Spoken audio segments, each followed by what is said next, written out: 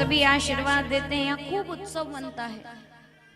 नंदस्त्वात्मजुत्पन्ने जाता लदो महामना आहूय विप्रान वेद ज्ञान स्नाता सुचिरलंकृता।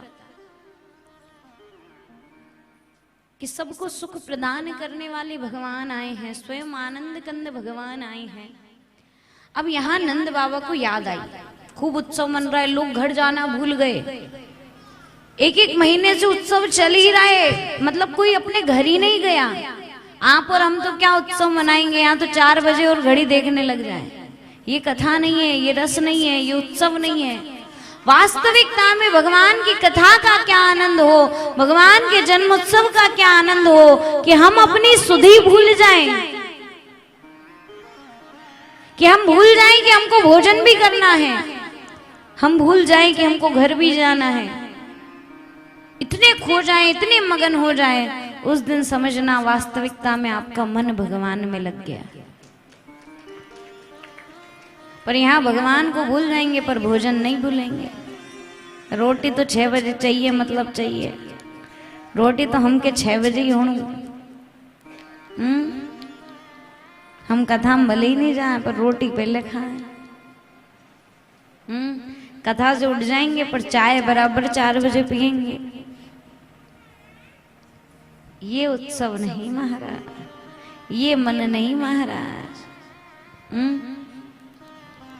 भले ही 6 दिन नहीं सुने, 7वें दिन सुन लेंगे पर भंडारा लेके आएंगे।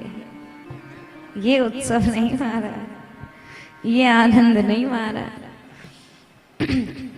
कह दिया जाता है, कई लोग कहते हैं हम तो घर ही टीवी पे सुन लेते हैं, टीवी पे देख रहे हैं।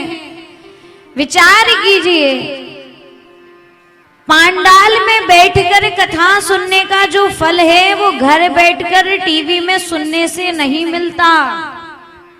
यहाँ जो हृदय परिवर्तित होता है वो टीवी में देखने से नहीं होता, क्योंकि यहाँ वो माहौल हो जाता है, यहाँ भगवान साक्षात विराजमान है। कई लोग कहते हैं टीवियों में सुन लिया। अरे भैया, आज आप भगवान आपके गांव में आए हैं, आपकी अपनी धर्मशाला में आए हैं, ताकि आप आकर उनको घर घर ले जा सको, वो आप सबको आशीर्वाद दे सके। तो आप कह रहे हैं हमने टीवी में सुन लिया, मोबाइल में सुन लिया, घर ही सुन लिया, खेत में ही सुन लिया।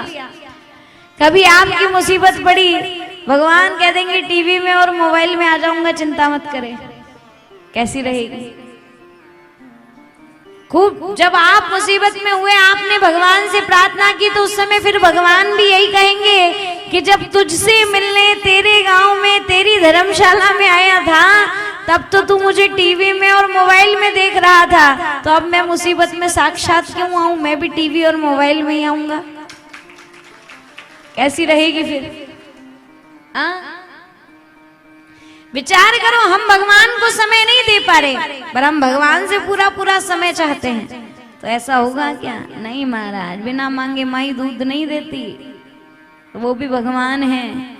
जब तक आप भगवान को पाने के लिए एफर्ट्स नहीं लगाएंगे, भगवान आपको मिलने वाले नहीं है। भगवान भक्तों के लिए तैयार हैं, पर भगवान भी पहले भक्त का भाव देखते हैं कि इसका भाव कितना पक्का है मेरे प्रति। यहाँ ब्रजवासी सुधी भूल गए कि खाना पीना भी होता है, कि घर जाना भी होता है। इतना उत्सव मना रहे हैं। नंद बाबा को याद आई कि हर वर्ष कंस को कर देते हैं, इस वर्ष कर नहीं दिया। कंस तो बहुत झटपटाएगा, क्या करें? उसी समय गए और जाकर सबसे पहले कंस को कर दिया। अब उधर कंस को कर देने गए, इधर पूतना आ गई। पूतना का नाम था बकी, बकासुर की बहन थी बकी। अपने स्तनों पर कालकूट विष लगाया। भगवान ने सोचा और कहीं जाएगी, मेरे मित्रों को मारेगी, तो नंद भवन की ओर उसको बुलाया। अब बहुत सुंदर स्त्री का रूप लेकर आई वो, बहुत सुंदर, कपट का वेश बना के। भगवान कपटी लोगों को कभी स्वीकार नहीं करते। कई लोग होते हैं मुंह पे मीठा और अंदर जहर रखते हैं। खूब मुंह पे तो इतने मीठे, ओ आप तो ऐसे, आप वैसे, उनका मन ही जानता है कि हम कैसे। बहुत अत्यधिक जो बहुत ज्यादा मीठा बोलता हो ना, उससे सावधान रहना।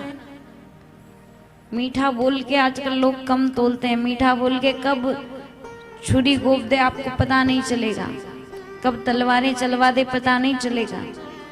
शेर भी जब शिकार खेलने जाता है ना, शिकार करने वाला होता है शेर, तो पहले 3 कदम पीछे जाता है और फिर आगे छलांग मारता है। तीर भी जब कमान से छूटना होता है ना, तो पहले पीछे जाता है और फिर आगे जाता है, निशाने को भेदता है। वैसे ही ये मीठा बोलने वाले लोग हैं, पहले मीठा बनेंगे और फिर काट करेंगे। तो ये जो मुंह पे बहुत मीठे बनते हैं ना, उनसे संभल के रहना। जो कड़वा बोले उसको एक घड़ी स्वीकार कर लेना, क्योंकि कई बार लोग कड़वा बोलकर आपका भला चाहते हैं और कई लोग मीठा बोलकर भी आपका भला नहीं चाहते।